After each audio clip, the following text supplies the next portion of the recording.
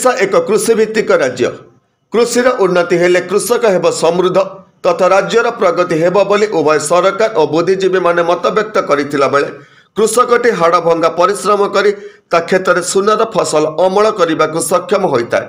ता क्षेत्र धीर पवन में सुनार फसल दोहलुला बेले चाषीर मन पुलकित होता है। ता परिवार पई वर्षकर आहार अमल पई चाषी तत्पर हो उठे। किंतु किछि व्यक्तिंकर असावधानता पई चाषीर फसल उजुड़ी जिबारु हतबाग हो जाइछि चाषीटी, जार ज्वलंत उदाहरण देखा मिली जगतसिंहपुर जिला बालिकुदा ब्लॉक चषापड़ा सिंगिरी मौजारे। सूचना योग्य सिंगिरी मौजार बसंत सामल मुंडिदा ग्रामर मंगू साहू और बेनपुर ग्रामर गोबी साहू तांका बिलुरु धान कटा मेसीन साहाय्य धान काटिथिले। किंतु परितापर विषय गुरुवार पूर्वाह्न बिलरे रही जाइथिबा कुटारे कई निया लगाई देबारु निया पवन रे व्यापी कटा जाई नथिबा धान गछरे लागि लक्षाधिक टंकार धान पोड़ी जाइछि। खबर पाई जगतसिंहपुर अग्निशम विभाग बिल पाखक आसुथिबा समय धान बिलर रास्ता ओदा थिबारु अग्निशम विभाग गाड़ीर चक दबी जाइथिला।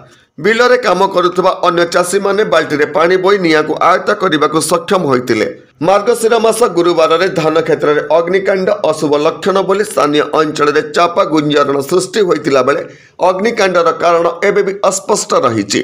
जगतसिंहपुर अक्षय कुमार दास का रिपोर्ट, होली टीवी ओडिया।